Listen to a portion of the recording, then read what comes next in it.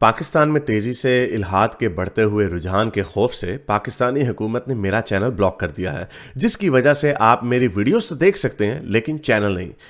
इसको दूर करने के लिए आप YouTube पर अपनी प्रोफाइल पर क्लिक कीजिए और अपनी लोकेशन को पाकिस्तान से बदलकर कोई और मुहज्जब मुल्क जहां आज़ादी सोच पर कोई पाबंदी नहीं उसे चूज कर लें। अगर आप आईफोन यूज करते हैं तो इसी तरह अपनी प्रोफाइल पर टैप करें, फिर सेटिंग्स में जाएं, फिर जनरल और फिर लोकेशन से कोई अच्छा सा मुहज्जब मुल्क चूज कर लें। अगर आप एंड्रॉयड इस्तेमाल करते हैं तो उधर भी लोकेशन चेंज कर सकते हैं।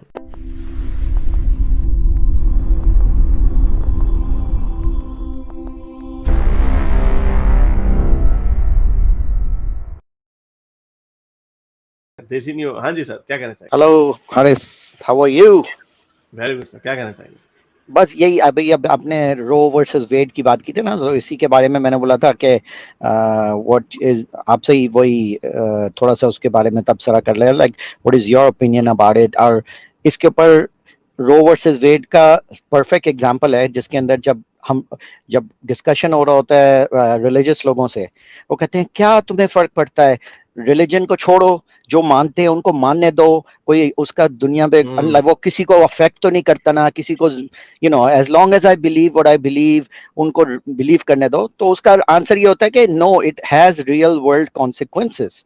जो बिलीफ स्ट्रक्चर होते हैं और अगर उसका वो एक्सपेंशन होती है तो हर एक के ऊपर उसका अफेक्ट पड़ता है। तो हम लोग जब रिलीजन या बेसिक डॉगमा के खिलाफ बात कर रहे होते हैं ना, तो उसका मकसद ये नहीं होता कि लाइक ओ ये बेचारा अगर बिलीव कर रहा है तो इसको बिलीव करने दो, तुम्हें क्या फर्क पड़ता है। नहीं नहीं, बिलीफ जब पॉलिसी बन जाती है तो ये होता है। देखो पिछले 50 साल से एक रूलिंग है कि फेडरल रूलिंग है कि भाई अबॉर्शन इज लीगल। 50 साल के बाद इस वक्त जो है सुप्रीम कोर्ट, और आपने अभी जो पूछा था वो दैट वाज करेक्ट कि सुप्रीम कोर्ट जो यूएस का है उसका जो जज होता है इट्स फॉर लाइफ, उसकी जो टर्म होती है for life, until that person dies he is there. तो इसलिए वेरी क्रिटिकल सिचुएशन होता है जब भी कोई प्रेसिडेंट आता है तो वो हमेशा अपनी पार्टी के बंदों को उसमें डालने लगता है, और कोई बंदा उस पैनल से मरता है तभी स्पेस ओपन होती है, फिर वो नेक्स्ट बंदे को उसमें डालने की कोशिश करते हैं। तो ये क्लैरेंस टॉमस और ये वो कावनॉफ, ये जितने भी हैं ये वो रिपब्लिकन्स के साइड के बंदे हैं। अब देखो रिपब्लिकन्स की साइड के बंदे ज्यादा हुए तो उनका पल्ला भारी भारी हुआ, तो देखो उन्होंने सबसे बड़ा जो रो वर्सेस वेड का जो रूलिंग है उसी को टर्न कर दिया कि अब डिसीजन स्टेट्स लेंगे, फेडरल डिसीजन नहीं है ये। तो स्टेट्स की तरफ डिसीजन डालने से ये होगा कि अब कंट्री डिवाइड होगी हाफ में। जो रेड स्टेट्स हैं वो कहेंगे अबॉर्शन इलीगल है, और जो ब्लू स्टेट्स है वो कहेंगे रेड स्टेट्स कहेंगे इलीगल है और ब्लू स्टेट्स कहेंगे इट्स लीगल है। तो एक यही मैं कहना चाह रहा था कि ये रिलीजन को हम लोग इसीलिए फाइट करते हैं क्योंकि उसके रियल वर्ल्ड में हर एक के ऊपर कॉन्सिक्वेंसेस पड़ते हैं। और इसकी बड़ा अच्छा पॉइंट आपने रखा कि, और यही हम कहते होते हैं कि इनके कॉन्सिक्वेंसेस पड़ते पड़ते हैं। Even in an example like United states, जो कि ऑफिशियली एक सेक्युलर कंट्री है, लेकिन ये लाइंस ब्लरी हो ही जाती हैं क्योंकि जब when you are dealing with people और लोगों के अपने बायसेस आते ही आते हैं। ये पॉलिसी तो एज अ पॉलिसी एथियस्ट तो इसको बड़े आराम से फॉलो कर सकता है। यही वजह है कि I think atheist are better fit to run for public office and do this kind of things, क्योंकि जो पहले ही एथियस्ट है वो तो अपना कोई बायस रखेगा नहीं अदर देन व्हाट्स रैशनल और साइंटिफिक। यही होगा ना हमारा बायस, पर्सनल बायस यही हो सकता है ना। नहीं, लेकिन अगर एथियस्ट, सही कह रहे हो, अगर एथियस्ट रिप्रेजेंटेटिव हो जो टॉप पे हो, उसने डिसीजन लेनी है तो वो डिसीजन क्या कहेगा, भाई जिसने नहीं अबॉर्शन करनी वो ना करे और जिसने अबॉर्शन करनी है वो करे। तुम्हारा रिलीजन तुम्हें मना करता है ना करो, तुम ना करो, और जो दूसरा है सेक्युलर बंदा या जो नॉन रिलीजियस है वो करना चाहता है, वो उसकी चॉइस है, वो करना चाहे। लाइक मेरा पॉइंट ये था, मैं यही कह रहा था कि इसका पॉइंट यही है कि जो एथियस्ट होगा उसके लिए सेक्युलरिज्म के प्रिंसिपल्स को फॉलो करना ज्यादा आसान है निस्बत रिलीजियस बंदे के सेक्युलरिज्म के प्रिंसिपल्स को फॉलो करना, क्योंकि उसका बायस जो है वो मजहब से आएगा। और यही हुआ, ये मजहब ही है, इसके पीछे और तो बिल्कुल। अबॉर्शन की डिबेट ही बेसिकली मजहब के ऊपर है, क्योंकि द आइडिया इज कि जो इंसेमिनेशन के बाद जो जाइगोट है उसको वो ये लोग कहते हैं सोल चला गया उसके अंदर। अब वो सोल चला गया तो वो पर्सन बन गया है, और वो ये बात ही सारा रिलीजन के बेस है, इसका कोई बायोलॉजी में कोई बेस ही नहीं है। बायोलॉजी में जाइगोट और जो एम्ब्रियो का जो इनिशियल स्टेजेस हैं, it's just a clump of cells, तो उसमें कोई पर्सनालिटी वो नहीं है। हाँ चले, बहुत शुक्रिया सर, थैंक यू। चलो ठीक, थोड़ी सी बात इधर मैं ऐड कर दूं, मतलब जी, जी। मेरा व्यूज आप लोगों के साथ ही है, लेकिन मैं वैसे एक बात कह रहा हूँ कि इसमें सिर्फ और सिर्फ मजहब का रोल नहीं है, ये आई थिंक थोड़ा सा लेकिन अमेरिकन कॉन्टेक्स्ट में मजहब ही है। हाँ ठीक है, अमेरिकन कॉन्टेक्स्ट में प्रीडोमिनेंटली मजहब ही है, लेकिन ऐसे भी लोग हैं जो कि सोल वगैरह में बिलीव नहीं भी करते, लेकिन वो उसको लाइफ कंसिडर करना शुरू कर देते हैं आफ्टर अ सर्टेन टाइम। तो ये भी एक वो तो जब नहीं, लेकिन जब उसका हम कोई इवेंट, अगर कोई उसका शाखसाना देखेंगे, अगर कोई हम देखेंगे उसकी एग्जांपल किसी कंट्री के कॉन्टेक्स्ट में तो बात करेंगे, लेकिन इधर तो जो रिलीजियस कॉन्सेप्ट है, यहाँ पर तो रिलीजन ही ब्लेम है ना। हाँ, इन दिस कॉन्टेक्स्ट यही है, लेकिन मैं वैसे कह रहा हूँ कि एक बंदा एथियस्ट भी हो सकता है, फिर भी वो प्रो लाइफ हो सकता है, ये कोई हो सकता है, नहीं, लेकिन अगर स्टोइक से अगर क्वेश्चन, अगर एथियस्ट है लाइक प्रो लाइफ हो सकता है, किस बेस के ऊपर वो किधर लाइन कहाँ ड्रॉ करेगा? मेरा क्वेश्चन करेगा। नहीं, लाइन मेरा मतलब है कि from where which point baby को आप बेबी कंसिडर करोगे।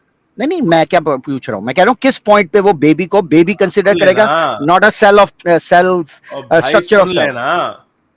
उसके पीछे ऑब्वियसली व्हाटएवर रीजन ही, जो भी उसकी डेफिनेशन वो रखेगा, और वो जो भी डेफिनेशन वो रखेगा उसके हिसाब से तो एक कोई ना कोई डेफिनेशन होगी ना। ये तो हमारा आर्गुमेंट है ना कि भाई आप कहाँ से मान रहे हो कि वो लंप ऑफ सेल्स है या कि एक वो बीइंग है। आप हमने भी हार्ट बीट से रखी हुई है, कितने after what is it 18 weeks है 16 वीक्स, इसी के ऊपर बहस होती रहती है कि जब हार्ट की फॉर्मेशन होना शुरू हो जाती है, हालांकि हार्ट बीट से लाइफ बन गई है, और बल्कि हार्ट बीट मेरे ख्याल पहले शुरू हो जाती है। There are other different standards जो भी है, लेकिन वो स्टैंडर्ड्स जो है वो आर्बिट्रेरी, हमने भी एक लिहाज से आर्बिट्रेरी रखे हुए, लेकिन ये वही बात आ जाती है जो बच्ची की शादी की उम्र की बच्ची को भी पीरियड हो गया, 9 साल की बच्ची को भी पीरियड हो गया, और 16 साल की लड़की को भी हो गया, तो हम 16 साल के ऊपर क्यों ना, हम सेफ साइड पे जा रहे हैं, जो ज्यादा से ज्यादा आगे है, जो आपको ज्यादा चॉइस दे रही है, सेफ्टी नेट की तरफ हम जा रहे हैं। उसी तरह जो जाइगोट में अब एक जब इंसेमिनेशन हुई है, जाइगोट बना, अभी वो 1 हफ्ता भी है, तो देयर इज नो वे कि आप ये कह सकते हैं कि वो एक लिविंग बीइंग है। यानी आप ये कह ही नहीं सकते, यानी उसकी कोई सोच नहीं है, कोई सफरिंग नहीं है। अब जब ये आगे जूं आगे जाते जाएंगे, 10 हफ्ते 16 हफ्ते 20 हफ्ते 24 हफ्ते, अब ये लाइन बड़ी ब्लरी होती जा रही है। अब आप तो ये लाइन तो हमारे पास भी प्रॉब्लम है, इसको ये हमने तो सेफ्टी सेट पे रखा हुआ बड़ा कम, हमने भी बड़ा कम रखा हुआ। हालांकि मेरे हिसाब से जब तक एडवांस स्टेज में पूरा हार्ट और पूरा माइंड डेवलप नहीं होता, मेरा ख्याल से तब भी वो लंप ऑफ सेल्स हैं। बट अगेन ये लाइन इतना आसान नहीं है ड्रॉ करना हमारे लिए भी। तो उसी तरह अगर आप किसी एथियस्ट से पूछेंगे जो ये कहेगा कि नहीं मैंने इसको लाइफ तस्वुर कर लिया, let's just again I don't agree with that, तो प्रॉब्लम तो वो आर्गुमेंट तो यही रखेगा। लेकिन आई गेट योर पॉइंट, और इसीलिए कहीं पे 16 वीक्स है, कहीं पे 18 वीक्स है, कहीं पे 20 वीक्स की अलाउंस है। ये लाइन का जो कॉन्सेप्ट है जितना आसान नहीं है नियो भाई। चलो ठीक है, let's just wrap it up. Thank you sir, बहुत शुक्रिया आपने किया, पॉइंट रख दिया, इसके ऊपर बात करनी थी हमने, और बड़ा अच्छा पॉइंट आपने रखा कि मजहब हमेशा इंटरफियर करता ही करता है। और ये बात रखिएगा याद, जैसे मैंने शुरू में कहा कि एथियस्ट के लिए सेकुलरिज्म को फॉलो करना ज्यादा आसान है as opposed to a religious person अपनी लुच तलेगा ही तलेगा पीछे। आपका वो जो अभी आपने थोड़ी देर पहले पॉइंट बोला था ना, वो यासिर साहब ने तो बिल्कुल डिसमिस कर दिया था। किसी ने यही वाला क्वेश्चन उनसे पूछा था कि जिम्मी को अगर कत्ल कर दिए होते तो कसास नहीं है, लेकिन मुसलमान को कत्ल करे तो कसास है, तो इसका क्या जवाब है? तो उन्होंने तो स्ट्रेट अवे डिनाई कर दिया। उन्होंने बोल दिया कि भाई हाँ, उन्होंने बोला कि इसका इस जो आयत का या जो इस असूल का जो फिकी मतलब ये है कि अगर मुसलमान भी किसी दिम्मी को कत्ल करेगा उसका भी सजा कसास ही होगी इन अ मुस्लिम, लेकिन जिस सिचुएशन में कि मुसलमान किसी गैर मुसलमान को कत्ल करे और उसको सजा नहीं मिलेगी, वो उस कॉन्टेक्स्ट में है कि वो जिसको मार रहा है वो मिलिटेंट है। अगर वो मिलिटेंट है, क्योंकि वो आप किसी दुश्मन मुल्क से अगर लड़ रहे हो, कंफ्यूज हो जाएगी बात। फेयर एनफ, हमें वो पॉइंट नहीं, आप कहीं और लेके जा रहे हैं। ये हमारा क्वेश्चन नहीं था, हमारा क्वेश्चन दूसरा था। हमारा क्वेश्चन जो आपने बता दिया कि उन्होंने डिनाई कर दिया कि मुसलमान के ऊपर किसास नहीं हो गया अगर उसने किसी काफिर का कत्ल कर दिया, तो फिर हम इसको देख लेंगे। फिर इंजीनियर मिर्जा साहब ने गलत कोट किया, फिर क्यों भाई मुफ्ती साहब, स्टोइक साहब? नहीं, उसमें मैंने उनका जवाब सुना था। देखें, ये अरबी के पीछे ना बहुत सारे काम करते हैं। उन्होंने वर्ड यूज किया कि ये हरबी की बात हो रही है। मैंने वो हदीस खुद चेक की है, उसके अंदर हरबी लिखा ही नहीं हुआ। उसके अंदर जो है ना वो वर्ड है ही नहीं हरबी। तो ये उन्होंने एक तावील पेश की है। हाँ। और उन्होंने कि फिर उनके मुख्तलिफ हैं, लेकिन इसके बारे में हम डिटेल में किसी टाइम प्रिपेयर प्रॉपर चलें ठीक है। लेकिन वही मैंने बोला कि उन्होंने सीधे नहीं, ये तो है ही नहीं। और यासिर साहब कई दफा ऐसे करते हैं, ऐसे ये तो है ही नहीं। बातों को वो कर देते हैं कभी कभार, लेकिन उनके अंदर भी इश्यूज होते हैं। वहां पे आप देखें ना, इस तरह का आगे जो बंदा सवाल पूछने जाता है वो भी कोई सारी चीजें हर एंगल को प्रिपेयर होकर तो नहीं गया होता ना। बिल्कुल बिल्कुल। इसलिए ये जरूरी नहीं है कि वो उन्होंने कह दिया तो वो पत्थर पे लकीर होगी, उसके काउंटर आर्गुमेंट दिए जा सकते हैं, और हमने दिए भी हैं कई बार, मैंने खुद भी दिए हैं, 2-3 दफा तो मैं दे चुका हूँ। नहीं, आपने उनकी वॉली स्ट्रीम देखी थी कुरान की जो सॉरी, उसके ऊपर भी हम बाद में बात करेंगे। अच्छा चलें, बहुत शुक्रिया।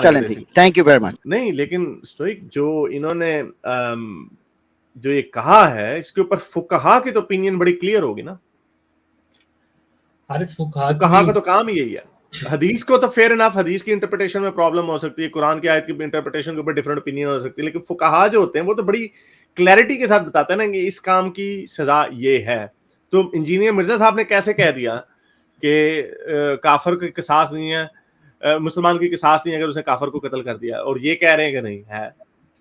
इंजीनियर साहब अपना इस्तेदलाल जो है ना वो हदीसों पे की बेस पे करते हैं, वो फुकहा की बेस पे नहीं करते, ठीक है। तो हदीस के अंदर इंप्रेशन जो मिलता है वो यही है कि उसमें काफिर की बात हो रही है, और वो जो हजरत अली से मरवी हदीस है।